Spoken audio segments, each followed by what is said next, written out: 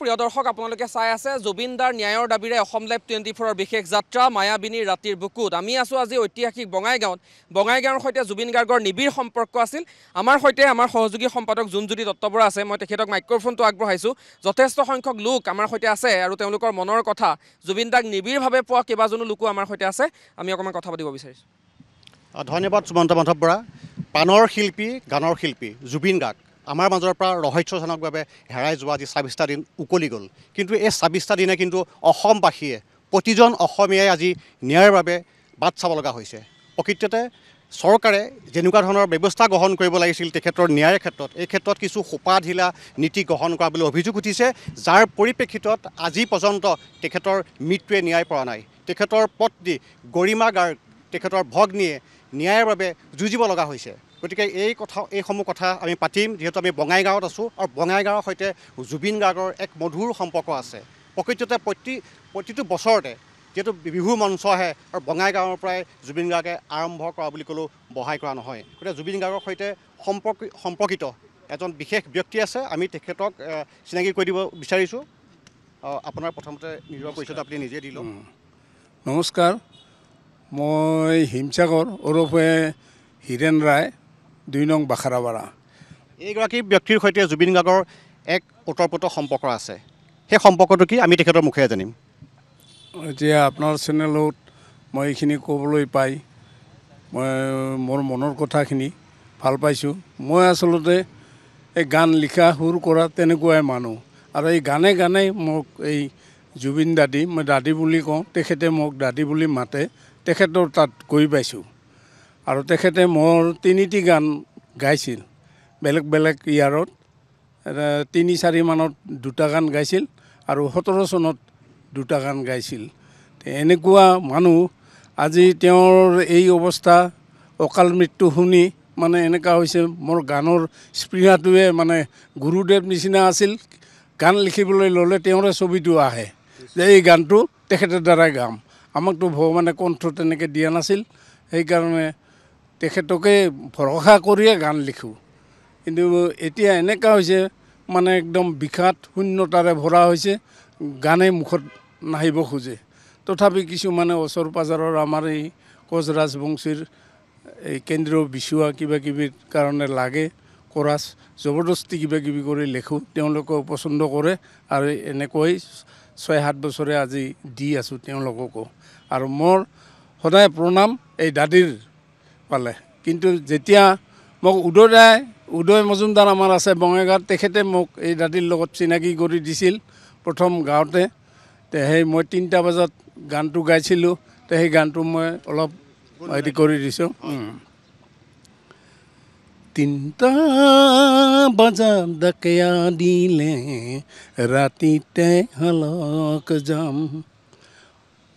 ৩টা বজাত ডাকিয়া দিলে ৰাতিতে ৰুবা যাম মোৰ কাদং কেলাই ৰুবা পাৰিলে চাউনতে হাল উঠাম মোৰ হয়া কাবাই ভাত ৰান্ধিলে ৰাতিতে ৰুয়া পেলাম ৩টা বজাত ডাকিয়া দিলে ৰাতিতে হালক যাম মোক এই গানটো গাইছিল যেতিয়া গাৱাৰ পিছত মোক পিঠিত থুপুৰে কৈছে দাদী সুৰটো এনেকৈ ভাল সুৰত বনাইছা খুব ভাল পাইছে মই যিখিনি তেওঁক মাননি দিছিলোঁ ৰেমুনাৰেশ্যন দিছিলোঁ তেওঁ মোক ৪,০০০ টকা আৰু মোক বেক কৰি ওলাই দিছিল তে এনেকুৱা মানুহ আৰু মই এই পৃথিৱীত এই জন্মত আৰু মই ক'ত পাম হয় তেনেকুৱাজন মানুহ আমাৰ পৰা হেৰাই গ'ল অথচ তেখেতৰ ন্যায়ৰ কাৰণে আমি এনেদৰে সমবেত হ'ব লগা হৈছে ৰাইজৰ বিভিন্ন প্ৰান্তত গৈ আমি ন্যায়ৰ দাবী কৰিব লগা হৈছে অতি দুখজনক কথা অতি দুখজনক আৰু সেইকাৰণে মই কৈছোঁ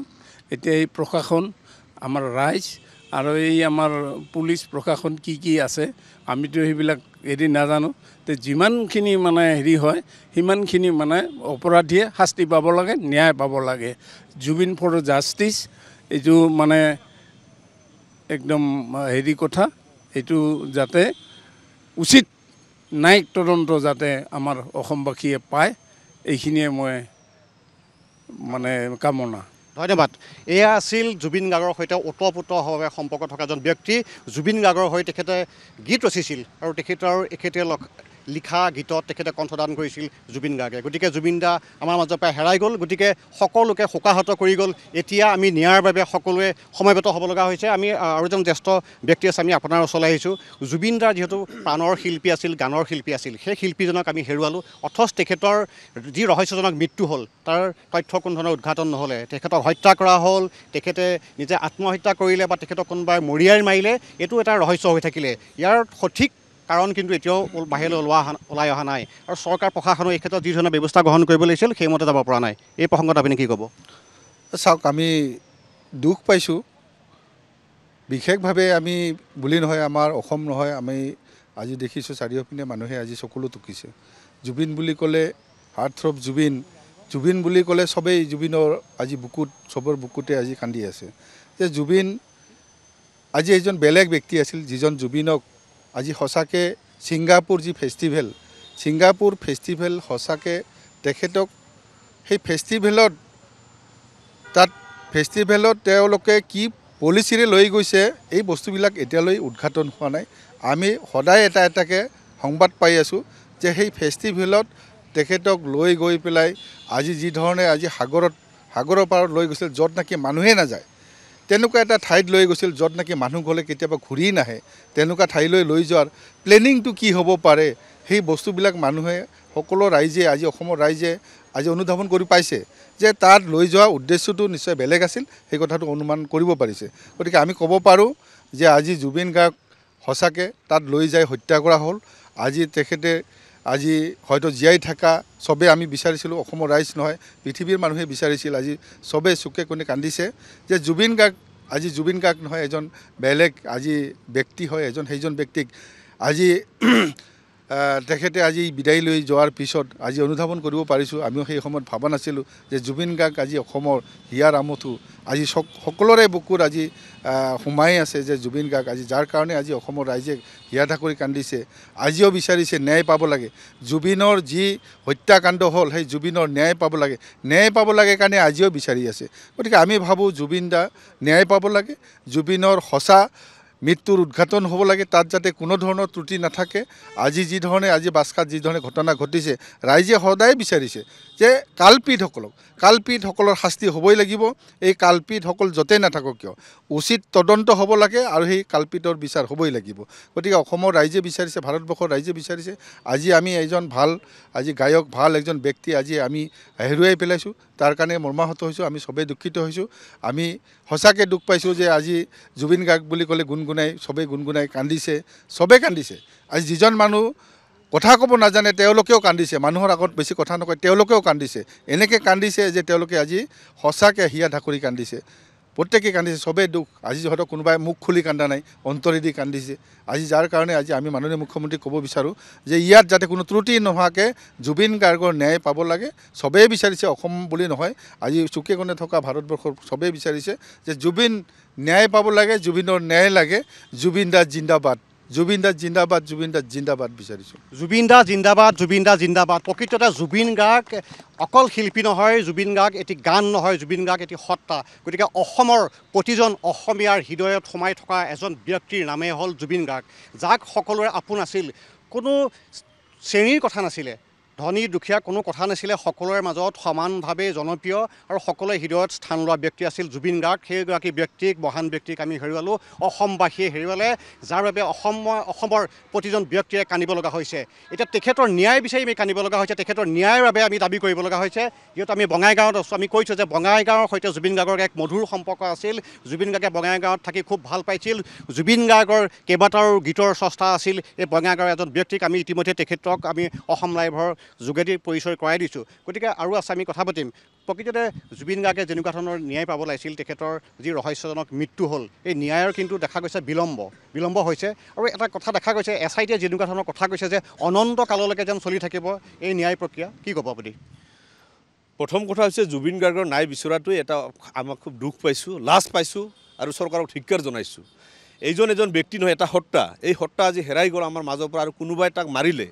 আমি এটা কথা কৈছোঁ কি, মহাভাৰতত যেনেকৈ কৌৰৱে অভিমন্যুক যেনেকৈ চক্ৰবেহুৰ মাজত পেলাই মৃত্যু কৰাইছিলে, জুবিন গাৰ্গকো এনেকৈ এটা কৈছে। কাৰণ জুবিন গাৰ্গ এনে এজন শক্তি, এনে এটা সত্তা আছিল, জুবিন গাৰ্গে চৰকাৰ আনিব পাৰে, চেঞ্জ কৰি দিবও পাৰে সেইকাৰণে তাৰ ওপৰত ষড়যন্ত্ৰ আছে বুলি আমি অনুমান কৰিছোঁ আৰু এটা কথা কৈছোঁ কি আজি SITয়ে যি মানে তদন্ত আৰম্ভ কৰিছে আজি SITয়ে তদন্ত যেনেকৈ লং প্ৰচেছত কৰিছে আজি ছিংগাপুৰৰ পৰা মানুহবিলাকক মানে ৰাজকীয় ষ্টাইলত আনি যেনেকৈ মানে তেখেতসকলৰ ষ্টেটমেণ্ট লৈ আছে যদিহে ছিংগাপুৰৰ পৰা প্ৰত্যেকজন ব্যক্তিৰ যেনেকৈ ষ্টেটমেণ্ট লৈ আছে সেই ষ্টেটমেণ্টৰ ওপৰত যদি ৰায়দান প্ৰদান কৰা হয় তেতিয়াহ'লে জুবিনে কেতিয়াও নাই নাপায় এইটো একদম সঁচা কথা জুবিনক যদি নাই দিব লগা আছে তেতিয়াহ'লে এটাই কাম কৰিব লগা আছে যি দুজন ব্যক্তিক চামকানু মহন্ত আৰু সিদ্ধাৰ্থ শৰ্মা এই দুজনৰ ভিতৰত এজনক আকৌ দৌৰিব দিয়ক ৰাজপথত এজনক দৌৰিব দিয়াৰ পাছত মাদি প্ৰশাসনে যি কৰনি আছে সেইখিনি কাম কৰক এজনে গোটেই কথাখিনি ক'ব বাধ্য হ'ব তেতিয়াহে জাষ্টিছটো পাব যদি যিসকল ছিংগাপুৰৰ পৰা এজন আনি আছে তেখেতসকলৰ ষ্টেটমেণ্ট লৈ যে কিবা জাজমেণ্ট পাব বুলি মই কেতিয়াও বিশ্বাস নকৰোঁ কাৰণ এইকাৰণে বিশ্বাস নকৰোঁ য'ত জুবিনৰ মৃত্যু হৈছিলে সেই অঞ্চলত বা সেই দেশত আজি অসমৰ ভাল পোৱা যিসকল ব্যক্তি আজি আছে তাতে সেইসকল ব্যক্তিৰ মানৱতা নথকা এজন ব্যক্তি য'ত মানে এজন মানুহ জুবিন গাৰ্গৰ প্ৰতিক্ৰিয়া নাই আৰু জুবিন গাৰ্গ যে মৃত্যু হৈছে তাৰ নৰ্চৰ দেশটো লৈ ইয়াত আহিব সিহঁতে ভয় খাইছে মানে কাৰণটো কি সিহঁতৰ মানৱতা একেবাৰে নোহোৱা এজন ব্যক্তি সেইসকল ব্যক্তি যন্ত্ৰত পৰিণত হৈছে সেইকাৰণে আমি এটা কথাই কৈছোঁ কি জুবিন গাৰ্গক যদি নাই দিব লগা আছে সঁচাকৈ তেতিয়াহ'লে এই চামকানু মহন্ত আৰু সিদ্ধাৰ্থ শৰ্মাৰ ভিতৰত এজনক ৰাজপথত দৌৰিব দিয়ক আৰু এজনৰ পৰা ভাল ষ্টেটমেণ্ট লৈ তেতিয়া জাষ্টিছটো পাব লগতে এটা কথা মই ক'ব বিচাৰিছোঁ আজি ৰাজনীতিকৰণ হৈ আছে জুবিন গাৰ্গক যদি নাই পাব লাগে তেতিয়াহ'লে কিন্তু এই যি ৰাজনীতি চলিছে এই ৰাজনীতি হিন্দু মুছলিমৰ ৰাজনীতি এইটো বন্ধ হ'ব লাগে তাৰ কাৰণে মই বিনম্ৰভাৱে অনুৰোধ কৰিছোঁ অসমৰ জনসাধাৰণক বিশেষকৈ ইছলাম ধৰ্মী লোকসকলক টাৰ্গেট যিহেতু হিন্দু আৰু মুছলিম বাৰে বাৰে কৰিব বিচাৰিছে সেইকাৰণে আমাৰ যি দীপাৱলী আছে য'ত আমি বোমা ফুটাম নুফুটাম এই কথাটো মুছলিম সম্প্ৰদায়ৰ মানে ইছলাম ধৰ্মৰ যিকোনো ব্যক্তিয়ে এই কথাটো ক'ব নালাগে এই কথাটো যেতিয়া মুছলিমকে ক'ব তেতিয়াতো সেইটো সুবিধা পাব ৰাজনৈতিক দলে সেইকাৰণে এটা কথা কৈছোঁ কি জুবিন গাৰ্গৰ যিটো নাই এই নাইটো পোৱাৰ কাৰণে যাতে কোনেও ৰাজনীতি নকৰে আৰু বিশেষকৈ অসমৰ মুখ্যমন্ত্ৰী ডাঙৰক এটা কথা ক'ব বিচাৰিছোঁ আজি 6 জনগোষ্ঠীয়ে জনজাতিকৰণ বিচাৰি আছে 6 জনগোষ্ঠী জনজাতিকৰণৰ দিয়াৰ ক্ষেত্ৰত যি আজি ট্ৰাইবেল সংঘাতে 6 জনগোষ্ঠীৰ মাজত এতিয়া সংঘাত সৃষ্টি কৰাৰ যি আজি প্ৰৱণতা আপোনালোকে ৰচি আছে এইটো আপোনালোকে বন্ধ কৰক নহ'লে কিন্তু 6 জনগোষ্ঠী যদি আৰু ট্ৰাইবেল সংঘ যদি একেলগে লাগে যদি ভাবে জুবিন গাৰ্গৰ এই ইছ্যুটো মানে ডাইভাৰ্ট হ'ব লাগে তেতিয়াহ'লে কিন্তু ভুল কথা হ'ব ৰাইজে এটা কথাই বিচাৰিছে প্ৰাণৰ শিল্পীগৰাকীক যিজনৰ কোনো আদিয়ন্ত নথকা এজন শিল্পী য'ত চিৰবৈৰী ৰাষ্ট্ৰত গৈ আজি জুবিন গাৰ্গৰ চৰ্চা হৈছে আজি কোনটো প্ৰান্তত জুবিন গাৰ্গৰ চৰ্চা হোৱা নাই আজি সৰু বাচ্চাৰ পৰা আৰম্ভ কৰি গোটেই জ্যেষ্ঠসকলে আজি কান্দিছে আজি মায়াবিনী যিটো গীত আছে এই মায়াবিনী গীতটো আজি প্ৰাৰ্থনা হৈ গৈছে আজি মায়াবিনী এই গীতটো আপোনাক মই এটা কথা কৈছোঁ 10জন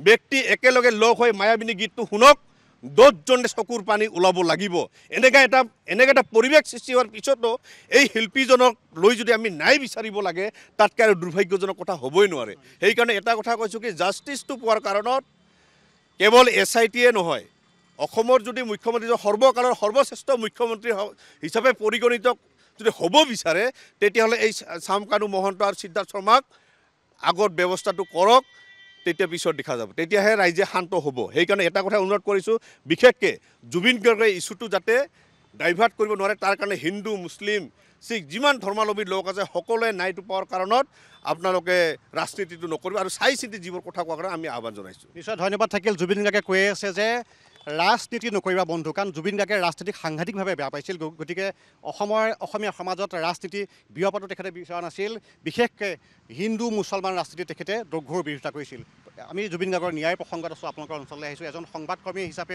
আপুনি আজি উপস্থিত হৈছেহি গতিকে ইয়াৰ পাছতো জুবিন গাৰ্গৰ ন্যায়ৰ ক্ষেত্ৰত কি আশা দেখিছে আপুনি ন্যায় পোৱাৰ ক্ষেত্ৰত জুবিন গাৰ্গ আচলতে আমাৰ জেনেৰেশ্যনৰ কাৰণে শ্ৰেষ্ঠ অসমীয়া তেখেত আমাৰ অসমৰ কাৰণে এগৰাকী সমাজ বিজ্ঞানী তেখেত ফিডেল কাষ্টৰ আদৰ্শৰে উজ্জীৱিত হৈ আছিলে তেখেতে চে গুয়েভাৰ আদৰ্শৰে উজ্জীৱিত হৈ আছিলে তেখেতৰ যি ডিক্সনাৰী যিখন আছিলে তাত ধৰ্মৰ কোনো নাম লিখা নাছিলে হিন্দু মুছলমান কোনো ধৰ্মৰ নাম লিখা তেখেতে এটা কথাই কৈছিলে মানুহৰ কথা কৈছিলে সদায় মানুহৰ কথা চিন্তা কৰিছিলে কিন্তু সেই আজিৰ জেনেৰেশ্যনৰ যিহেতু মই জুবিন গাৰ্গৰ জেনেৰেশ্যনৰ এগৰাকী যুৱক আজিৰ শ্ৰেষ্ঠ অসমীয়াজন আজি আমাৰ মাজৰ পৰা নোহোৱা হৈ গ'ল আজি প্ৰায় 27টা দিন অসমবাসীয়ে চকুলো টুকিছে গোটেই বিশ্বই চকুলো টুকিছে ভাৰতবাসীয়ে চকুলো টুকিছে তাৰপিছত যি ন্যায় ব্যৱস্থা পোৱাৰ ক্ষেত্ৰত যিদৰে আশা দেখা পোৱা গৈছে আজিৰ তাৰিখত যি আশা দেখা পাইছে সেয়া কিন্তু অসমবাসীয়ে বা কোনো ভাৰতবাসীয়ে কোনো কাৰণতে সন্তুষ্ট নহয় পদে পদে কিছুমান কথা উলিয়াইছে পদে পদে এই যে ন্যায় প্ৰক্ৰিয়া সেই ন্যায় প্ৰক্ৰিয়াটো বুমেৰাং কৰাৰ এটা চিন্তা চৰ্চা কৰিছে যাৰ কাৰণে কিন্তু আমি অসমবাসীয়ে তন্নকৈ চকু দিছোঁ প্ৰতিটো বিষয়ত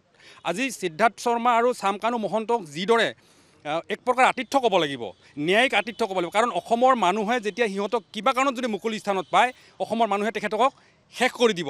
যাৰ কাৰণে তেখেতসকলক ন্যায়িক প্ৰক্ৰিয়াৰ জৰিয়তে ন্যায়িক জিম্মাত ৰাখি এটা সুস্থ পৰিৱেশত তেখেতসকলক কিন্তু ৰাখি আছে। আৰু এটা কথাই কৈছোঁ মই, অসমবাসীয়ে এটা সম্পদ হেৰুৱালে। ভূপেন হাজৰিকা যেনেকৈ আমাৰ এগৰাকী সম্পদ আছিলে, শ্ৰীমন্ত শংকৰদেৱ যেনেকৈ আমাৰ কাৰণে সম্পদ আছিলে, শেষৰ আজিৰ জেনেৰেশ্যনৰ কাৰণে এগৰাকী কিন্তু শ্ৰেষ্ঠ অসমীয়া শ্ৰেষ্ঠ সম্পদ আমাৰ জুবিন গাৰ্গ আছিলে। যিগৰাকী ব্যক্তি, যিগৰাকী স্বনামধন্য শিল্পী আমাৰ মাজত নাই।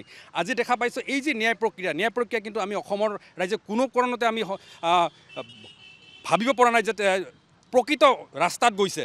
আজি দেখা পাইছে বাক্সাত তেখেতক ন্যায়িক জিম্মাত আনিছে, বাক্সাৰ পৰিস্থিতি কেনেকুৱা হৈছে। আৰু এই প্ৰক্ৰিয়াটো মই এটা কথাই কওঁ যে চৰকাৰখন সম্পূৰ্ণভাৱে, মই ভাবোঁ চৰকাৰখন সম্পূৰ্ণভাৱে এটা ফেইলৰ হৈছে। আৰু অসমৰ ৰাইজক যে জাষ্টিছ দিব পাৰিব নে নোৱাৰিব সেয়া কিন্তু আজিৰ তাৰিখত ডাঙৰ কথা হৈ পৰিছে। বৰ্তমান প্ৰজন্মৰ শ্ৰেষ্ঠ অসমীয়া আছিল জুবিন গাৰ্গ, এই কথা এতিয়া কোনেও ক'বলৈ অস্বীকাৰ নকৰে। সকলোৰে মুখে মুখে যে বৰ্তমান প্ৰজন্মৰ শ্ৰেষ্ঠ অসমীয়া জুবিন গাৰ্গ। যিহেতু কৈশোৰৰ পৰা বৰ্তমানলৈকে, কাৰণ জুবিন গাৰ্গৰ গীত শুনি এটা প্ৰজন্মই ইতিমধ্যে অতিবাহিত কৰিছে। আমি দুখত জুবিন গাৰ্গৰ গীত শুনো, সুখত জুবিন গাৰ্গৰ গীত শুনো, যেতিয়াই মন বেয়া লাগে জুবিন গাৰ্গৰ গীত শুনো। গতিকে জুবিন গাৰ্গৰ গীতেৰে প্ৰতিজন অসমীয়াক মহাচন্ন কৰি ৰাখিছিল। প্ৰতিজন অসমীয়াৰ বুকুত এটা প্ৰেমময় ভাগ জাগৃত কৰিছিল। প্ৰকৃততে সমাজখনত সম্প্ৰীতিৰে বসবাস কৰাৰ ক্ষেত্ৰত জুবিন গাৰ্গে এটা বিশেষ আগভাগ লৈছিল। সেইকাৰণে জুবিন গাৰ্গে কৈছে যে পলিটিক্স নকৰিবা বন্ধু, কাৰণ ৰাজনীতিয়ে ভাগ কৰে, সংস্কৃতিয়ে এক কৰে। আৰু জুবিন গাৰ্গে এই সংস্কৃতিৰ যোগেদি, গানৰ যোগেদি অসমীয়া সমাজখনক এক কৰাৰ ক্ষেত্ৰত এক বিশেষ ভূমিকা লৈছিল। যাৰ বাবে একাংশই জুবিন গাৰ্গক, যিসকলে ৰাজনীতি কৰে তেখেতসকলে কিন্তু সাংঘাতিকভাৱে বেয়া পাইছিল। গতিকে জুবিন গাৰ্গ কেইজনমান অসমীয়া নিকৃষ্ট ব্যক্তিৰ নিকৃষ্ট কাণ্ডৰ বাবে আমাৰ মাজৰ পৰা ৰহস্যজনকভাৱে হেৰাই যাব লগা হ'ল। এই কথা কিন্তু প্ৰতিজন অসমীয়াই কেতিয়াও মানি নলয়। প্ৰতিজন অসমীয়াই ইয়াৰ ন্যায় দাবী কৰি আহিছে। আৰু প্ৰতিজন অসমীয়াই শেষ ন্যায় নোপোৱালৈকে, জুবিন গাৰ্গৰ আত্মাই শেষ ন্যায় নোপোৱালৈকে কিন্তু শান্ত নহয়। গতিকে আমি আছোঁ, এজন বাইদেউ আছে, আমি আপোনাৰ ওচৰলৈ আহিছোঁ। জুবিনদাৰ কাৰণে আমি এনেদৰে অসম ঘূৰিব লগা হৈছিল।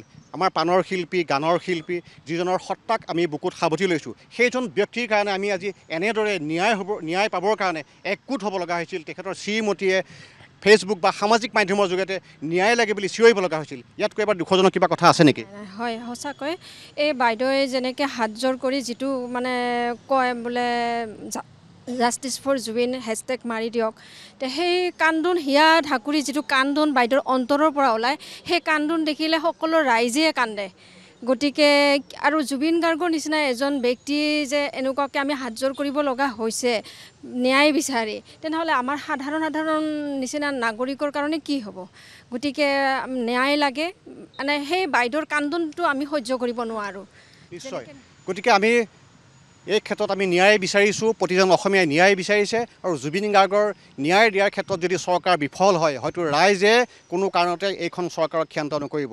জুবিন গাৰ্গ নামৰ সত্তাটোৰ বিষয়ে কথা পাতি আছোঁ, জুবিন গাৰ্গৰ ন্যায়ৰ প্ৰসংগ উত্থাপন কৰিছোঁ। কিন্তু এইখিনিতে আটাইতকৈ ডাঙৰ কথা এয়াই যে জুবিন দাই পৰিৱৰ্তন বিচাৰিছিল, আৰু জুবিন দাৰ মৃত্যুৰ পাছত সঁচাকৈয়ে পৰিৱৰ্তন আহিবলৈ ধৰিছে। সমাজখন, জুবিন দাই জাত পাতৰ নামত সমাজখন বিশৃংখল হোৱাটো বিচৰা নাছিল, আৰু জুবিন দাৰ মৃত্যুৰ পাছত সকলোৱে একগোট হৈছে, এয়া ভাল কথা। জুবিন দাই পৰিৱৰ্তন বিচাৰিছিল, এই পৰিৱৰ্তন আমি গৰিমা বৌৰ ক্ষেত্ৰত দেখা পাইছোঁ। জুবিন দাই পৰিৱৰ্তন বিচাৰি কৈছিল যে সমাজত পৰিৱৰ্তন লাগে, আৰু জুবিন গাৰ্গৰ সহধৰ্মিনী গৰিমা শইকীয়া গাৰ্গৰ শিৰৰ সেন্দুৰখিনিত এতিয়াও আমি জুবিন গাৰ্গক বিচাৰি পাওঁ। গতিকে জুবিন গাৰ্গৰ মৃত্যুৰ আজি ২৭টা দিন। এগৰাকী মহিলা হিচাপে, গৃহিণী হিচাপে, কাৰোবাৰ মাতৃ হিচাপে বা গোটেই পৰিয়ালকেন্দ্ৰিক এটা সম্পৰ্ক আচলতে আমাৰ সকলোৰে জুবিনদাৰ সৈতে আছিল। জুবিনদাৰ মৃত্যুৰ দিনা আমিও নিজৰ ঘৰৰ কোনোবা এজন ঢুকাইছে বুলি ভাবিছিলোঁ, এসাঁজ ভাত আমি লঘোণ দিছিলোঁ, কান্দিছিলোঁ। গতিকে এই ২৭টা দিন আমি বৰ কষ্টৰে পাৰ কৰিবলগীয়া হৈছে। আপুনি কি ক'ব? হয়, আমাৰ বহুত দুখৰ বিষয়, আজি ২৭টা দিন পাৰ হৈ গ'ল আমাৰ। কিন্তু অসমৰ জনতাই মুখ্যমন্ত্ৰীৰ ওপৰত এতিয়াও আস্থা আছে, এতিয়াও বিশ্বাস আছে, আৰু এতিয়াও আমাক তেওঁ ন্যায় দিব বুলি আমি আশাৰে বাট চাই আছোঁ। আমি বিচাৰোঁ এজন মানৱ দৰদী শিল্পী বিদেশত লৈ গৈ এনেকৈ আমাৰ মাজৰ পৰা তেওঁক দেশলৈ গুচি গ'ল তেওঁ।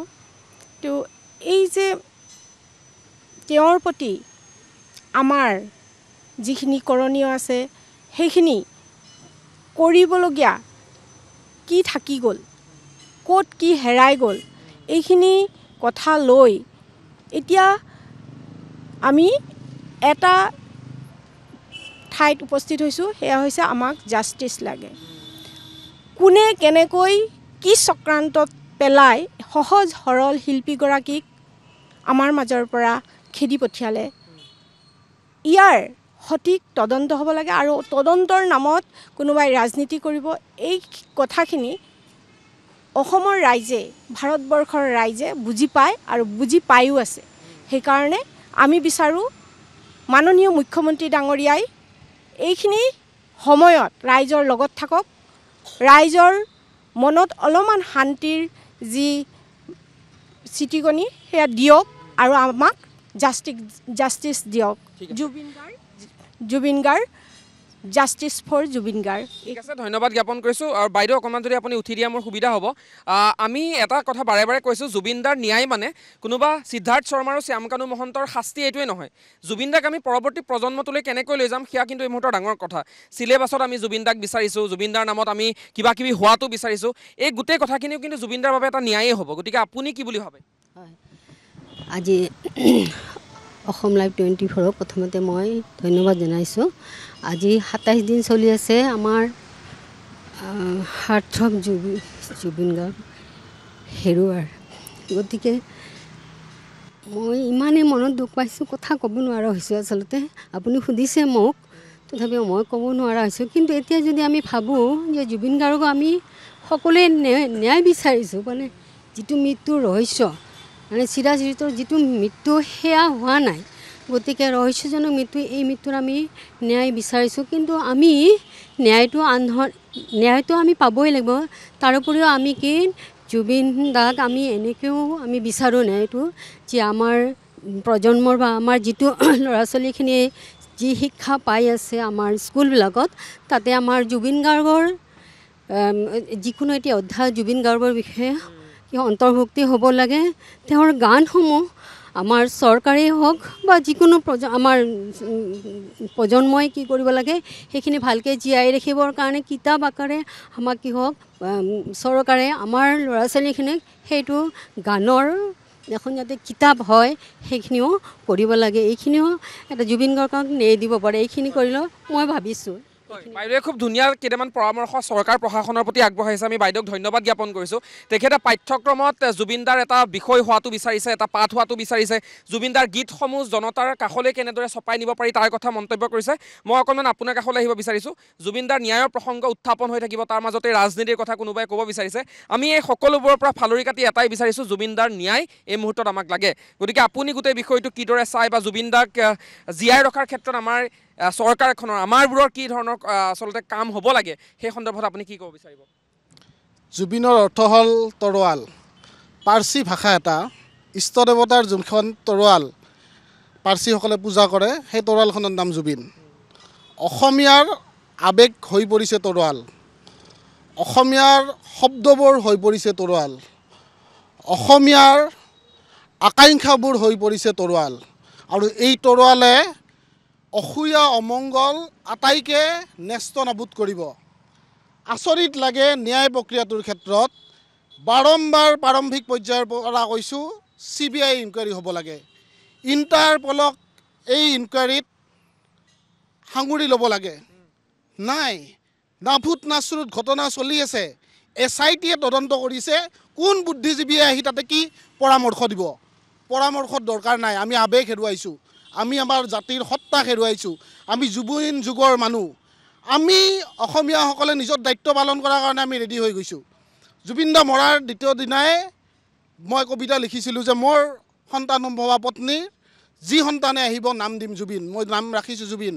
মোৰ সন্তান যিমান ডাঙৰ হৈ যাব, তাইৰ প্ৰতিটো মুহূৰ্তত, তাইৰ প্ৰতিটো প্ৰত্যাশা, তাইৰ প্ৰতিটো জিজ্ঞাসাত জুবিনৰ হৈ আকুণ্ঠ মৰম যাব। নতুন প্ৰজন্মই কেনেদৰে জুবিনৰ কথা চিন্তা কৰিব, জুবিনৰ সংস্কৃতিৰ কথা চিন্তা কৰিব, জুবিনৰ সৃষ্টিৰ কথা চিন্তা কৰিব, সেয়া অসমীয়া দায়িত্ব ল'ব। অকল শ্যামকানু সিদ্ধাৰ্থই নহয়, অসমীয়া মানুহে, বিশ্ববাসীয়ে, জুবিন প্ৰেমীয়ে কি কাৰণত, কি পৰিস্থিতিত, কিয় জুবিন দাক হত্যা কৰা হ'ল। আমি কোৱা নাই, মুখ্যমন্ত্ৰীয়ে ফেচবুক লাইভৰ যোগেদি কৈছে যে জুবিন গাৰ্গক হত্যা কৰা হৈছে। SITৰ কিছু কথা সামাজিক মাধ্যমত ওলাইছে, অমৃত প্ৰভাই অমুক কৈছে, শেখৰে অমুক কৈছে। সেই কথাবিলাকৰ স্বীকৃতি কোনে দিছে? মুখ্যমন্ত্ৰী হিমন্ত বিশ্ব শৰ্মাই ফেচবুক লাইভত সেইখিনি কথাকে আকৌ আওৰাইছে। তেনেহ'লে SITৰ যিসকল অফিচাৰ তেওঁলোকে পাব্লিক ডমেইনত আহি আপোনালোকৰ দৰে সাংবাদিকৰ আগত এইখিনি কথা ৰাইজৰ আগত খতিয়ান দাঙি ধৰিব লাগে নে মুখ্যমন্ত্ৰীয়ে এইবিলাক খতিয়ান দাঙি ধৰিব লাগে? মুখ্যমন্ত্ৰীৰ ইয়াতে পাৰ্চনেল কি ইণ্টাৰেষ্ট আছে? আপোনাৰ পাৰ্চনেল ইণ্টাৰেষ্ট বাদ দিয়ক, আপুনি ফটকা ব্যৱসায়ীৰ লগত ডিলিংছ কৰি থাকক, আমাৰ কোনো আপত্তি নাই। কিন্তু আমি আমাৰ হিয়াৰ আমঠু হেৰুৱাইছোঁ অনতি বিলম্বে ফাষ্ট ট্ৰেক কোৰ্টৰ জৰিয়তে। জুবিন দাৰ উচিত ন্যায় লাগিবই লাগিবই লাগিবই, আৰু যদি নোৱাৰে পদত্যাগ কৰক। অসমীয়া ৰাইজ শৌৰ্য বীৰ্য থকা অসমীয়া যুৱক সাজু হৈ আছে। আজি বাক্সাত আনিছিল নহয় কালপিতক চামকানু সিদ্ধাৰ্থক, ৰাইজে দেখুৱাই দিলে আইন কিন্তু ৰাইজৰ কাৰণে। আইনৰ বান্ধনে ৰাইজক আৰু জুবিন প্ৰেমী ৰাইজকতো একেবাৰে আওতাত ৰাখিব নোৱাৰে। ভগৱান হেৰুৱাইছোঁ আমি, সুৰৰ ভগৱান, আমাৰ ঐতিহ্যৰ ভগৱান, আমাৰ সৃষ্টিৰ ভগৱান।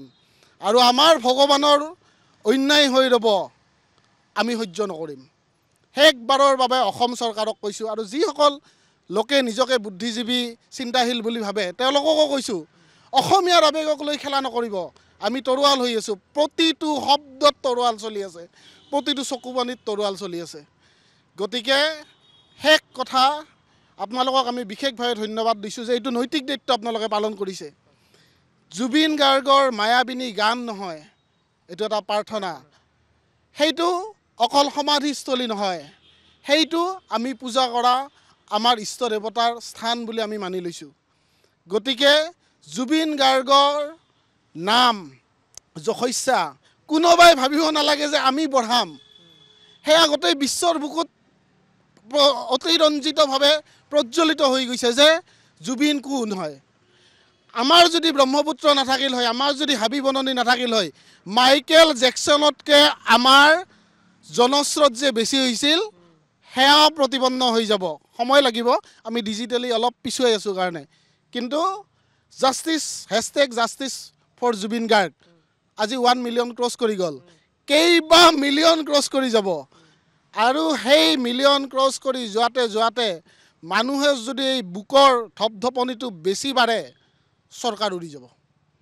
সময় আছে, তৎক্ষণিক সিদ্ধান্ত লওক, প্ৰধানমন্ত্ৰী হস্তক্ষেপ কৰক, ৰাষ্ট্ৰপতি হস্তক্ষেপ কৰক, আৰু আমাক ন্যায় দিয়ক। কি হৈছে প্ৰকৃত সত্য ৰাইজৰ সন্মুখত দিয়ক। ঠিক আছে, আপুনি এটা কবিতাৰ কথা কৈছিলে, কবিতাটো যদি অকণমান এই মুহূৰ্তত আচলতে এফাকি যদি মাতি দিব পাৰে তেতিয়াহ'লে আমি সেয়াও আশা কৰিম আপোনাৰ পৰা। হয়, মই কবিতাৰ দাদাৰ লগত মোৰ অত্যন্ত নিবিড় সম্পৰ্ক, বঙাইগাঁও চবেই জানে। দাদাৰ কলাত বহি গান শুনি থাকোঁ, সেনেকুৱা ধৰণৰ সম্পৰ্ক। লিখিছোঁ, মহানজনৰ অন্ত হ'ল মহান সন্তাৰ উৎপাতত, জুবিন আলিংগনত আমাৰ পানীবোৰ জুলনীয়া হৈছিল। বিদেশী খুনীয়া পানীয়ে নোৱাৰিলে আদৰিব আমাৰ ইউকেলিপ্টাছক। শব্দবোৰ আজি ভাষাহীন, চকুপানীবোৰ আজি মূল্যহীন, আৱেগবোৰ হৈ পৰিল অৰ্থহীন।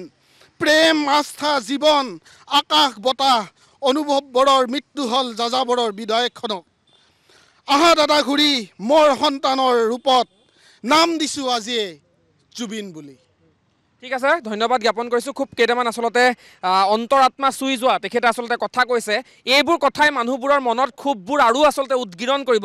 আমি সম্বৰণ কৰি আছোঁ, এয়া ধান খেৰৰ জুই নহয়, আমি দমাই ৰাখিছোঁ, আইন শৃংখলা পৰিস্থিতি আমি মানি ৰাখিছোঁ।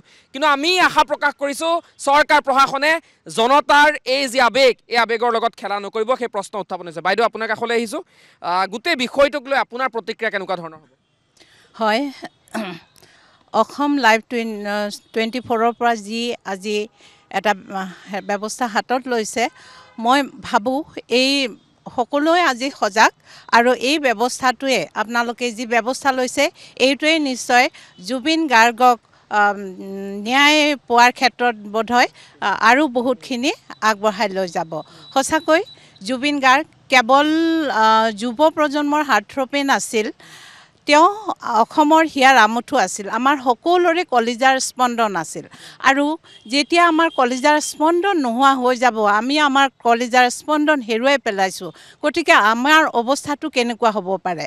মোৰ এইখন ফিল্ডৰ কাষতেই ঘৰ, মই সদায় দেখি থাকোঁ এইখন ফিল্ডত মানে প্ৰত্যেক দিনে কিবা নহয় কিবা শ্ৰদ্ধাঞ্জলি অনুষ্ঠান হৈয়ে আছে বিভিন্ন গ্ৰুপে যেনেকৈ শিল্পী সাহিত্যিকসকলে কৰিছে ঠিক তেনেকৈ আমাৰ যে পিলপিলি ৰিক্সাবোৰ তেওঁলোকে সঁচাই তেওঁলোকক মই মানিছোঁ সেই প্ৰথম দিনাখনৰ পৰাই তেওঁলোকে 10 দিনলৈ ইয়াত কণ্টিনিউৱাছ জুবিন গাৰ্গৰ ফটোখন ৰাখিছে চাকিটো নুমাই নোযোৱালৈকে চাকি তেল দি আছে আৰু এই যিটো গান অহৰহক বজায়ে আছে মায়াবিনী তাৰ ভিতৰতো ইয়াত বহুত অনুষ্ঠান হৈ গ'ল কিন্তু এই অটো ৰিক্সাবোৰে যিটো মানে তেওঁলোকে পদক্ষেপ লৈছিলে তেতিয়াৰ পৰা অনুভৱ কৰিব পাৰি তাৰমানে তেওঁ কেনেকৈ হিয়াত সোমাই গৈছে এতিয়া আবেগ সকলোৰে আছে কোনোবাই ৰাজপথত ওলাইছে কোনোবাই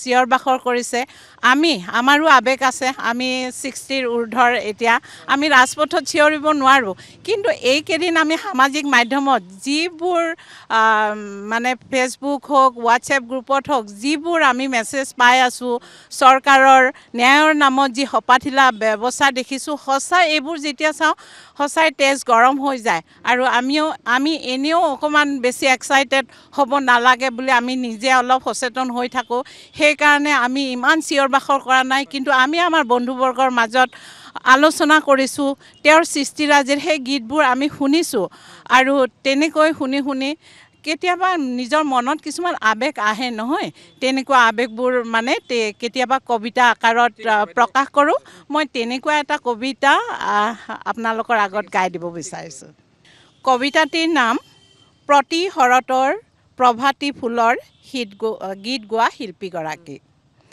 এইবেলি কহুৱাখিনি যেন বেছি বগাকৈ ফুলিছে অসমীয়া আইৰ কলাত শুই থকা আমাৰ প্ৰাণৰ শিল্পীগৰাকীক এখন শুভ্ৰ চাদৰ হৈ আৱৰি ৰাখিবলৈ এইবেলি কহুৱাই শৰতৰ সতে হালি জালি নাচা নাই সংগীতৰ ৰাজপুত্ৰক বিচনীৰে বাঁহ দিছে শেৱালীয়ে আঙুলিত ধৰি নিঃশব্দে আহিনক লৈ আনিছে আহিনে তোমাক চিৰসেউজ কৰি ৰাখিছে শেৱালীয়ে তোমাৰ চাৰিওকাষে সুগন্ধি বিলাইছে শদিয়াৰ পৰা ধুবুৰী লৈ মলয়াই বিলাইছে সংগীত সূৰ্যৰ কালজয়ী হয় বাইদেউ একদম ধন্যবাদ জ্ঞাপন কৰিছোঁ সময় একদম কম মই অকণমান আপোনাৰ কাষলৈ আহিব বিচাৰিছোঁ জুবিন দা সকলোৰে আছিল আমাৰো আছিল আপুনি এজন আমি গম পাইছোঁ যে ৰিক্সাখনক লগত লৈও আপুনি ইমান ধুনীয়াকৈ জুবিন দাৰ এখন ফটো জুবিন দাৰ প্ৰতি শ্ৰদ্ধাঞ্জলি অকণমান ফুল এডাল ধূপ এগছি চাকি জ্বলাইছে সেইবোৰ কথাই প্ৰমাণ কৰে যে জুবিন দা আমাৰ সকলোৰে গতিকে আপুনি আপোনাৰ অনুভৱখিনি অকণমান খুব চমুকৈ ব্যক্ত কৰক হয় আজি আমি এতিয়া জুবিন গাৰ্গৰ বিষয়ে আমি আজি সিমান কোৱাৰ সিমান আমাৰ হেৰি নাই সকলোৱে জানোই জুবিন দা আমাৰ কাৰণে কি আছিল সমগ্ৰ অসম দেশৰ কাৰণে আমাৰ জুবিন দা আমাৰ এজন আছিল আমাৰ মেৰুদণ্ড স্বৰূপ এজন আমাৰ আজি সেই মেৰুদণ্ডক যিকেইটা কালপিতে মোহাৰি পেলালে আজি আমি সমগ্ৰ অসম দেশে আজি আমি জিন্দা লাছ নিচিনাকৈ আমি আজি সকলোৱে থাকিব লগা হৈছে গতিকে মই এইটোৱে আহ্বান জনাম হিমন্ত বিশ্ব মানে শৰ্মা ডাঙৰীয়াই যাতে এই লুকা ভাকু খেলাৰ নিচিনাকৈ এইবিলাক বন্ধ কৰি জুবিন দাক ন্যায় দিয়ক প্ৰিয় দৰ্শক একদম সময় নাই আমাৰ সময় শেষ হৈ গৈছে গতিকে আমি ইতিমধ্যে উল্লেখ কৰিছোঁ জুবিন গাৰ্গক আমি সুৰৰ ঈশ্বৰ বা সুৰৰ ভগৱান বুলি কৈছোঁ আৰু এই সুৰৰ ভগৱানগৰাকীৰ সন্মুখত কৰা আমি যদি আমি নিজকে ভক্ত বুলি ভাবোঁ তেওঁ অনুৰাগীসকল যদি ভক্ত তেনেহ'লে তেওঁলোকে যিহেতু মায়াবিনীৰ জৰিয়তে তেখেতক উপাসনা কৰিছে গতিকে এয়া হৈছে প্ৰাৰ্থনা আৰু এই প্ৰাৰ্থনাৰ নামেৰে আমাৰ অনুষ্ঠানৰ নাম হৈছে মায়াবিনী ৰাতিৰ বুকুত আৰু ইয়াৰ লগে লগে মই সুমন্ত মাধৱ বৰা আৰু মোৰ সতীৰ্থ আৰু মই জোন জ্যোতিয়ে বিদায় লৈছোঁ ধন্যবাদ কিন্তু প্ৰিয় দৰ্শক আপোনালোকে সকলোৱে জানে আজি বিদায় লোৱাৰ ক্ষণত আমি প্ৰতিদিনে মায়াবিনী ৰাতিৰ বুকুত গীতটো সমস্তৰে গাওঁ আজিও আমি বঙাইগাঁৱত সকলোৱে জুবিন দাৰ মায়াবিনী গাম আৰু অনুষ্ঠান সামৰিম মায়াবিনী ৰাতিৰ বুকুত দেখা পালো তোমাৰ ছবি ধৰা দিলা গোপনে আহি হিয়াৰ কোণত তুমি যে মোৰ শুকান মনৰ নিয়ৰৰে চেঁচা টোপাল নামি অহা ৰ'দৰে নৈ মোৰ দেহত প্ৰতিপুৱা ধুমুহাৰ সতে মোৰ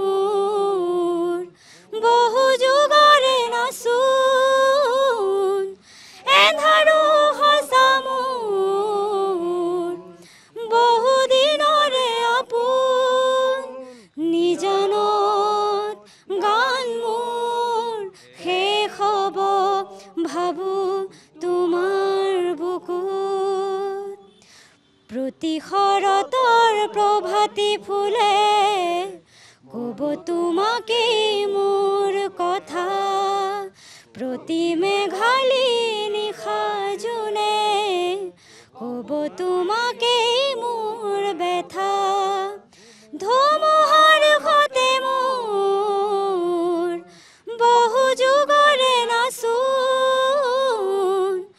এন্ধাৰো খচা মোৰ বহু দিনৰে আপোন নিজানত গান মোৰ শেষ হ'ব ভাবোঁ তোমাৰ বুকুত দুচকুতে তোমাক চালে সপোনা তৰি দি থক নামে চুব খুজিলেও মোৰ দুহাতে দি থকা তৰি সপোন নামে ধুমুহাৰ সতে মোৰ বহু যুগৰে নাচোন এন্ধাৰো খচা মোৰ বহু দিনৰে আপোন নিজানত গান মোৰ শেষ হ'ব ভাবোঁ তোমাৰ